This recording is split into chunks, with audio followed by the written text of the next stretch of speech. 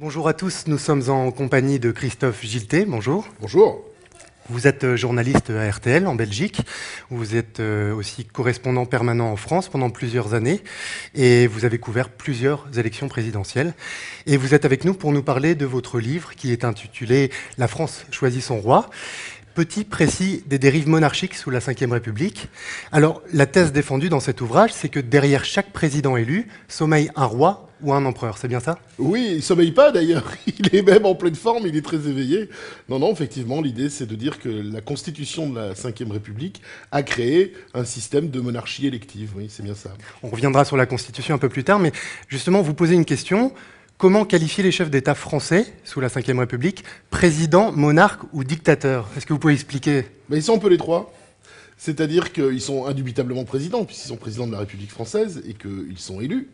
Et que tous les 5 ans aujourd'hui, et on le voit actuellement, on a la possibilité d'en changer. Donc ce sont des présidents. Mais d'un autre côté, ce sont des monarques. Puisque pour peu que le Parlement soit de la même couleur politique que le président dispose de pouvoirs énormes, plus importants même que les pouvoirs du président des États-Unis. Donc ça, c'est très important. Et troisièmement, un peu dictateur, parce qu'effectivement, le contrôle parlementaire en France est très faible par rapport à ce qu'on connaît, par exemple, dans une démocratie parlementaire comme la Belgique. Et donc, il y a même un article de loi, l'article 16 dans la Constitution de la Ve République, qui permet au président de s'arroger les pleins pouvoirs. Donc il est, comme je le dis, un peu dictateur, un peu monarque, mais quand même président. Mais vous faites finalement un amalgame entre trois personnages historiques, Cincinnatus, Louis XIV oui. et Clémenceau. Alors il va falloir détailler un petit peu ces trois personnages très différents. Oui, mais enfin, on les connaît bien. Donc Louis XIV, bien sûr, c'est le roi absolu dans toute sa majesté. On l'imagine à Versailles avec son manteau d'hermine. Le président de la République, c'est un peu ça. On l'entoure d'énormément de respect. Les journalistes sont très déférents. Quand il y a des problèmes personnels, comme par exemple la maladie de Georges Pompidou, maladie de François Mitterrand, maladie de Jacques Chirac, on n'en parle pas. Ou alors on ment sur ces maladies. Georges Pompidou, une semaine avant sa mort, on disait qu'il avait la grippe. Jacques Chirac, il a eu un AVC en 2005 qui l'a probablement empêché d'exercer ses fonctions. Personne ne l'a dit.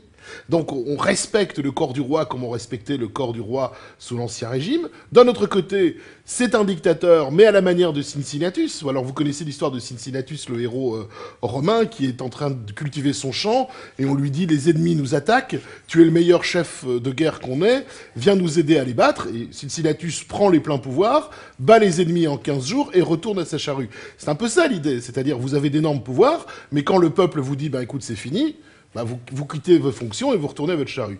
Et troisièmement, Clémenceau. Clémenceau, c'était un président du Conseil, un Premier ministre sous la Troisième République, dans un régime parlementaire, mais qui était quand même un homme fort, puisque c'est lui qui a gagné la guerre de 14, du moins du côté français.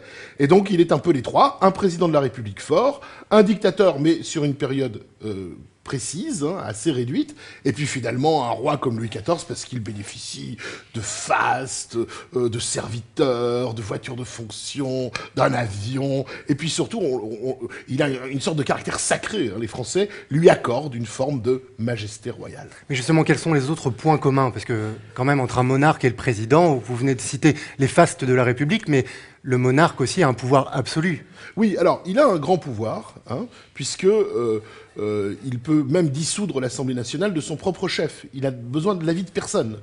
Quand le Parlement n'est pas d'accord avec lui, il a deux solutions. Il peut dissoudre le Parlement et provoquer de nouvelles élections. Il peut aussi provoquer un référendum, comme l'a fait plusieurs fois le général de Gaulle, et dire vous avez vu, le peuple est d'accord avec moi, donc vous n'avez plus qu'à vous taire, et c'est moi le patron. Donc il a une véritable possibilité. Il a aussi la possibilité de gouverner par ordonnance ou par décret. Donc vraiment, il a des pouvoirs personnels extrêmement importants. Mais ça, c'est un aspect des choses. Et il y a l'autre aspect, qui est cette espèce de respect surnaturel qu'on lui accorde. Comme un roi, il y a un moment où, grâce au suffrage universel direct, et ça c'est très important, le président de la République française, il est élu au suffrage universel direct, ce qui n'est pas le cas du président des États-Unis, par exemple, parce qu'il y a un système de grands électeurs. C'est comme une espèce de baguette magique qui fait, voilà, tu es sacré roi pour 5 ans, comme les rois de France étaient sacrés par l'huile sainte, le saint crème, descendu du ciel dans les mains d'un ange. On te mettait de l'huile sur le front, tu devenais roi sacré, presque divin. Là, c'est pareil. L'onction du suffrage universel fait de toi un roi pour 5 ans. Et vous revenez, parce que dans ce livre, il y a plusieurs anecdotes, et vous revenez notamment sur ce moment... Beaucoup d'anecdotes. Vous revenez sur ce moment où on devient président, mais il n'y a pas de moment formel, vraiment, où on devient président. C'est magique. C'est très particulier. Aux États-Unis, vous avez une prestation de serment. I swear to protect the Constitution of United States, so help me God. Là, vous êtes président des États-Unis. Mais en France, il n'y a pas de prestation de serment. Alors, il y a bien une proclamation des résultats dans la salle des fêtes de l'Élysée en présence du nouveau président. Mais il est déjà président à ce moment-là, puisque quand il est entré, le huissier a dit « Monsieur le Président de la République ». Il est président. Alors, c'est à quel moment? Alors, j'ai essayé d'identifier le moment. C'est probablement quand il se passe les codes de la bombe atomique dans le bureau. Ou alors, quand l'ancien président est raccompagné par le nouveau, il se serre la main dans la cour de l'Élysée. Donc, ils se sont en quelque sorte passé le pouvoir par l'onction des mains. Puis, je raconte une anecdote aussi qui fait que le jour où Jacques Chirac est devenu président de la République, il a quitté la mairie de Paris dans sa voiture de maire de Paris. Il s'est arrêté au feu rouge en bas des Champs-Élysées. Et là, il n'était que maire de Paris. Puis le feu est passé au vert, il a commencé à remonter les Champs-Élysées. Et tout d'un coup, les motards de la garde présidentielle sont venus encadrer sa voiture. Et à partir de là, il était président. Je vous dis, c'est magique. Alors nous sommes en Belgique et vous faites un parallèle avec le roi des Belges. Vous dites le roi des Belges ressemble plus à un président de régime parlementaire qu'à un monarque investi de vrais pouvoirs comme le président de la République française. Oui, c'est vrai. C'est-à-dire que déjà, d'ailleurs, quand la Belgique a été créée, les premiers révolutionnaires belges voulaient une république.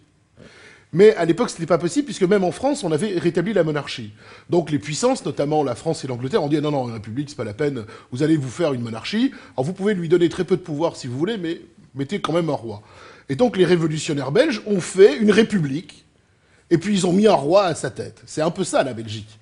Hein, un roi, d'ailleurs Léopold Ier, le premier roi des Belges, se plaignait de ne pas avoir assez de pouvoir. Léopold II aussi. Et si finalement ce régime-là ne convient qu'aux rois d'aujourd'hui, qui sont évidemment dans une époque beaucoup plus moderne, et s'accommodent d'avoir très peu de pouvoir. Mais même Léopold III ne supportait pas de devoir subir la volonté de son gouvernement. Il disait c'est moi le roi, etc. Bah non, t'es pas le roi, mon grand, tu n'es jamais que le premier fonctionnaire du pays. Alors qu'en France, le président, lui, il est vraiment le roi. Et si son premier ministre n'est pas d'accord, il le vire. Justement, vous dites qu'il est doté de pouvoirs monarchiques sans équivalent en démocratie. Oui, c'est ce que je vous dis. Sauf en cas de cohabitation. Oui. Parce que là, on a effectivement un renversement de la situation. Et on l'a connu pas mal entre 1986 et 1997 et 2002 même.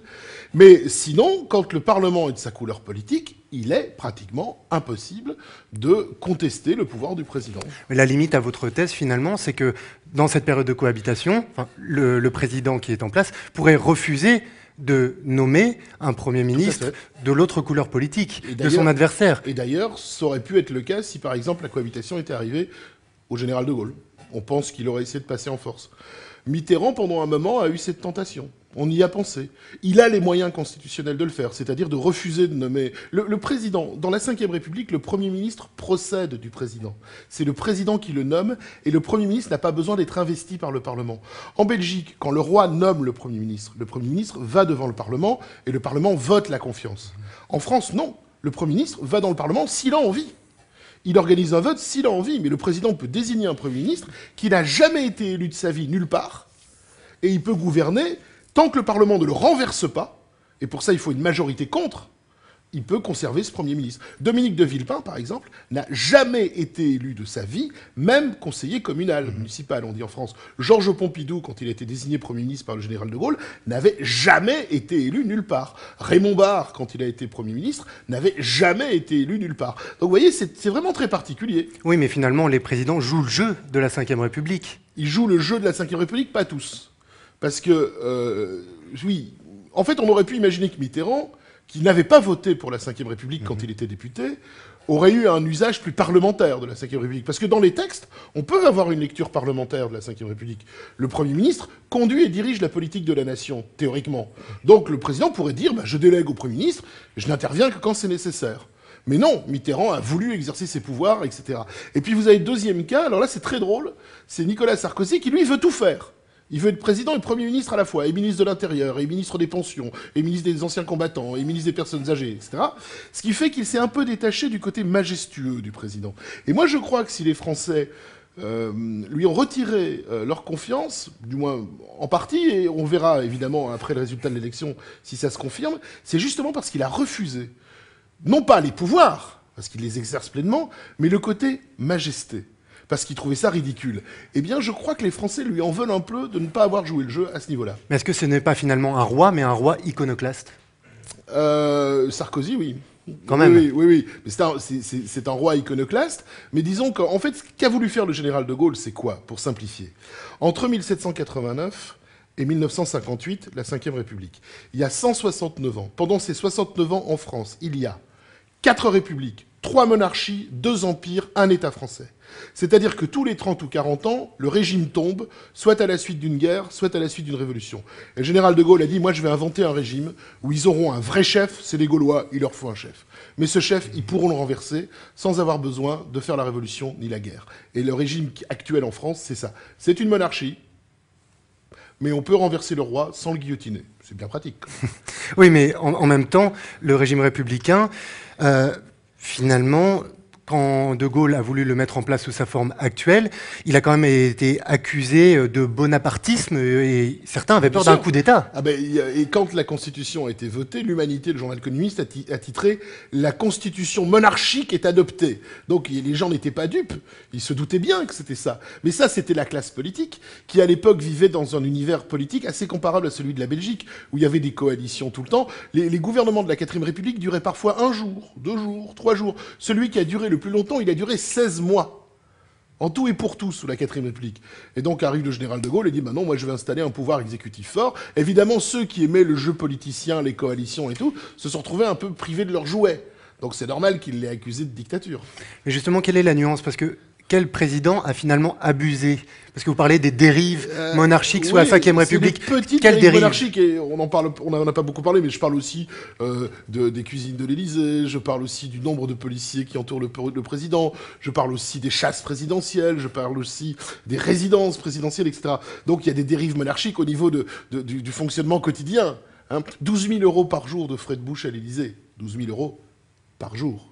Mais ce sont des frais qui ont été dénoncés par René Dosière, qui était un parlementaire. Socialiste, oui, ils ont été dénoncés, mais ils existent toujours. Donc, il faut savoir qu'il y a beaucoup de dérives monarchiques de ce genre. Mais il y a aussi des dérives monarchiques au niveau du pouvoir, vous avez raison, mais jusqu'à présent, aucun d'entre eux n'est vraiment tombé dans la dictature. Puisque de toute façon, il y a toujours ce contrôle, soit parlementaire, avec les élections législatives, et on l'a vu avec la cohabitation, soit avec l'élection présidentielle. Donc il a un pouvoir monarchique, mais évidemment, à lui de l'utiliser à bon escient, parce que tôt ou tard, le coup près tombe. Coup près électoral, mais coup près quand même. Vous parlez de la double vie aussi de François Mitterrand. Ça fait partie de ces dérives? Oui, bien sûr, mais vous savez... chaque roi a des favorites. Et il y a eu des favorites pour tous les rois, peut-être pas pour De Gaulle et Pompidou, mais pour les autres, oui, on le sait, on l'a su. Mitterrand, c'est évidemment l'exemple ultime, puisque sa deuxième famille, donc sa compagne Anne Pinjot et leur fille Mazarine, vivaient dans un appartement officiel dépendant de l'Élysée, de l'autre côté de la Seine, et lui vivait avec elle, alors que tout le monde croyait qu'il vivait soit à l'Élysée, soit avec son épouse officielle, Danielle Mitterrand. Donc là, on est vraiment dans le pouvoir monarchique absolu, Louis XV et la Pompadour. Bien qu'Anne Pinjot ne ressemble pas à la Pompadour, c'est plutôt une dame assez sympa, plutôt modeste, une intellectuelle, une conservatrice de musée. Mais enfin, le fonctionnement, c'est un peu celui-là. Nous allons revenir sur les pouvoirs très importants du président et le fameux article 16 qui lui confère finalement les pleins pouvoirs en cas de crise majeure. Tout à fait. Qui n'a été utilisé qu'une fois par le général de Gaulle pendant le putsch des généraux d'Alger. Là, le général de Gaulle est arrivé en uniforme à la télévision et il a dit nous sommes face à un pronunciamento militaire, un quarteron de généraux en retraite, etc. Vous connaissez le discours. Et il dit je déclare l'application de l'article 16. Or, cet article arroge tous les pleins pouvoirs au président de la République, à lui tout seul. Le Parlement fonctionne mais n'a plus aucun pouvoir. Et tous les services publics dépendent directement du président pendant une période X. Le président de Gaulle l'a fait durer d'ailleurs un peu plus que nécessaire parce que c'était bien pratique d'avoir cette période exceptionnelle. Mais là, on était au bord de la guerre civile. L'armée s'était révoltée en Algérie. On pensait que des parachutistes allaient peut-être se poser sur Paris, qu'on allait devoir faire la guerre entre Français. Donc là, on était dans une situation ultime. Je pense qu'effectivement, cet article ne fonctionnerait et n'est prévu que pour fonctionner que dans des situations aussi graves ou en situation de guerre. Et là, je reviens aux origines de la Ve République. Pourquoi ce régime? Parce que le général de Gaulle, en 1940, avait été effaré de la faiblesse politique. L'armée française était probablement plus forte que l'armée allemande. Mais pourquoi elle a été vaincue, massacrée par l'armée allemande, ridiculisée par l'armée allemande en juin 40? Parce que le pouvoir politique était faible, n'a pas su utiliser la force armée, n'a pas su faire les choix politiques pour acheter des avions plutôt que des blocos, enfin on connaît tout ça. Et le général de Gaulle, qui lui est parti à Londres et donc a sauvé la face de cette manière, a été traumatisé par la faiblesse de ce pouvoir politique. Et il s'est dit, un jour, si moi je suis au pouvoir en France, je donnerai à la France les moyens de ne plus subir une humiliation comme celle-là. Et c'est pour ça qu'aujourd'hui, le président de la République a autant de pouvoir parce qu'il est préparé pour une guerre. On peut simplement espérer que cette guerre ne se produira pas. J'aimerais revenir sur un paradoxe que vous avez évoqué tout à l'heure. C'est le besoin très gaulois d'un chef et les aspirations très révolutionnaires de ses compatriotes. Il suffit de lire Astérix, vous avez tout compris. Ils ont besoin d'un chef et puis c'est tout le temps la bagarre. Mais c'est ça, en fait, la France, c'est un pays de Gaulois, c'est un pays de latins, donc il y a effectivement un peu...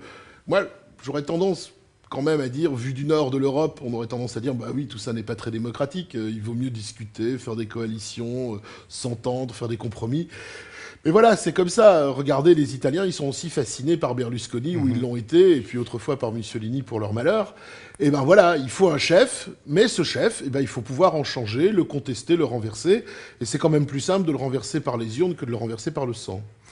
Finalement, c'est l'architecture institutionnelle qui permet toutes ces dérives, ou en tout cas toutes ces interprétations. Mais plus que ça. C'est-à-dire qu'il y a l'architecture institutionnelle, mais personne ne dit que les journalistes, par exemple, doivent être déférents avec le président. Personne ne dit qu'on doit taire sa maladie ou sa double vie. C'est écrit nulle part, ça. Personne ne dit qu'on doit entourer le président d'une sorte de respect. Quand le président est quelque part, on l'entoure, c'est tout juste si on ne met pas le tapis rouge en permanence, etc. C'est écrit nulle part, ça. Il y a d'ailleurs des présidents qui s'en sont plaints. Pompidou, par exemple, était furieux. La première fois qu'il a voulu prendre l'ascenseur à l'Élysée, il y avait un type qui était là pour appuyer sur le bouton. Il l'a viré, il a dit, écoutez, je suis quand même capable d'appuyer moi-même sur le bouton de l'ascenseur qui me ramène chez moi. Parce qu'il y en a qui le supportent moyennement. Pompidou, par exemple, était pleinement président quand il était dans sa fonction, j'allais dire aux heures de bureau, mais chez lui, il voulait être chez lui. Il y a un célèbre film, d'ailleurs, que je cite à maintes reprises dans le bouquin, qui s'appelle « Adresse Élysée », où on voit Pompidou qui rentre dans les appartements présidentiels avec sa sacoche comme n'importe quel cadre. Sa femme lui sert un whisky, il l'appelle Bibiche, ils regardent la télévision ensemble, enfin voilà, des gens normaux. Mais il y en a qui veulent être président, roi 24 heures sur 24, c'est autre chose. Mais personne n'est obligé de les traiter comme ça. C'est les Français, ou l'entourage, ou la société française qui tout d'un coup se dit « il n'est plus comme les autres ». Et c'est écrit nulle part. Christophe Gillet, je vous remercie. Je rappelle le titre de votre ouvrage, « La France choisit son roi ». Il est publié à la Renaissance du livre.